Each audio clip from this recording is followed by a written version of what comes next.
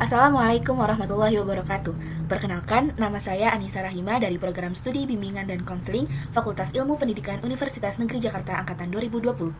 Sebelumnya, saya ucapkan terima kasih kepada Mbak Wening dan teman-teman sekalian yang sudah menyempatkan untuk menonton video ini. Pada kesempatan kali ini, saya akan membahas mengenai Sigmund Freud. Adapun yang akan saya bahas pada video kali ini terdapat 3 poin. Yang pertama, latar belakang, yang kedua, latar belakang pendidikan, dan yang ketiga, teori yang dikembangkan. Sigmund Freud biasa dikenal dengan sebutan Bapak Psikoanalisis. Beliau lahir pada tanggal 6 Mei 1856 di Freiburg dan wafat pada tanggal 23 September 1939 di London. Beliau merupakan anak dari pasangan yang bernama Jacob dan Amalia.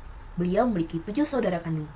Sigmund Freud menikah pada tahun 1886 dengan seorang wanita yang bernama Martha dan memiliki 6 orang anak dari pernikahannya tersebut. Ini adalah latar belakang pendidikan. Ketika Sigmund Freud berusia 17 tahun, beliau menerima matura atau ijazah menengah yang setara dengan level A, yaitu pada tahun 1873. Beliau melanjutkan studi kedokteran di Wina pada tahun 1874. Kemudian, beliau mendapat gelar dokter pada usia 25 tahun pada tahun 1881. Pada tahun 1882, beliau mempelajari sifat farmakologis pada dirinya sendiri dan dilanjuti dengan studi tentang anatomi otak, afasia, kelumpuhan, dan penelitian neuron.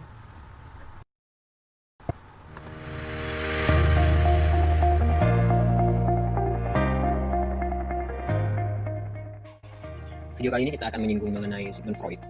Siapa Sigmund Freud? Sigmund Freud itu pendiri aliran psikoanalisa. Dalam bidang psikologi itu psikoanalisa itu udah terkenal banget. Nah, Freud itu pendiri psikoanalisa. Jadi banyak teori-teori psikoanalisa itu acuannya adalah Freud. Entah itu pro atau kontra dengan Freud. Dia rata-rata itu hampir semua tokoh-tokoh psikoanalisa itu pasti acuannya Freud. Nah, Sigmund Freud ini lahir di Freiburg 6 Mei 1856, meninggalnya di London 23 September 1939. Nah, konsep yang dikembangkan Freud itu mengenai yang pertama, mengenai tingkat kesadaran. Nah, ini terkenal banget pada zamannya. Kenapa?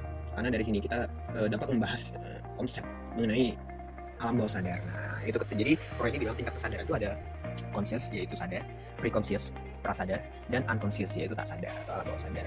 Selain konsep mengenai tingkat kesadaran, struktur kepribadian. Struktur kepribadian ini Freud memberi konsep bahwa struktur kepribadian itu dibagi menjadi 3, yaitu id, ego, dan superego. Nah, kalau id itu adalah keinginan-keinginan primitif. Nah, primitif itu yang tidak bernormal lah, atau tidak bermoral lah, istilahnya itu primitif. Ya, dasar kebutuhan dasar banget gitu dan di luar normal. Id, ego, kalau ego adalah rasionalitas kita. Jadi ego ini nanti yang memilih apakah akan berpihak pada id atau akan berpihak pada ego. Apakah manusia akan melakukan keinginan primitifnya atau dia ikut superego. Superego sendiri itu adalah norma, peraturan, ego ideal, gimana sosok yang sempurna dan sebagainya, itu superego. Nah, di struktur kepribadian ini tentu manusia ada yang dominan. Apakah dia dominan pada keinginan primitif atau dominan pada rasional, dominan pada superego. Selain itu, konsep yang diterangkan Freud lagi yang sangat kontroversial atau jadi pembahasan di banyak kalangan adalah mengenai Oedipus kompleks ya, karena beberapa Freud ini memang rata-rata teorinya didasari pada hasrat seksualitas. Freud banyak membahas mengenai hasrat seksualitas ya, pada manusia. Selain itu, Freud ketika dia menterapi kliennya, Freud cenderung menggunakan asosiasi bebas dan analisa mimpi. Freud juga dia terkadang menggunakan hipnosis atau yang biasa kita kenal kalau untuk terapi itu hipnoterapi untuk membantu kliennya menangani penyakit mental ya. Tapi itu sebelum Freud menemukan asosiasi bebas dan analisa mimpi. Jadi hipnosis itu sudah ditinggalkan dari dulu karena menurut Freud ada yang lebih efektif yaitu asosiasi bebas dan analisa mimpi. Ya, asosiasi bebas dan analisa mimpi itu konsepnya datang dari yang pertama itu, yaitu alam bawah sadar ya, unconscious mind itu. Oke, sekian dari singgungan mengenai Freud. Kita akan bahas mungkin satu persatu mengenai konsep-konsep yang diterangkan Freud di video selanjutnya.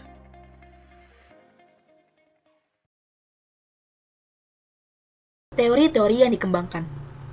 Yang pertama ada teori psikoanalisis, yang kedua teori struktur kepribadian, yang ketiga teori Oedipus kompleks, yang keempat teori kecemasan, yang kelima teori asosiasi bebas, dan yang keenam teori analisa mimpi.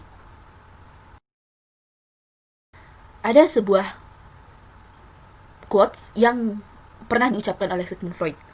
The only person with whom you have to compare yourself is you in the past. Sigmund Freud. Saya kira cukup yang dapat saya sampaikan. Mohon maaf apabila ada kesalahan. Saya ucapkan terima kasih dan sampai jumpa.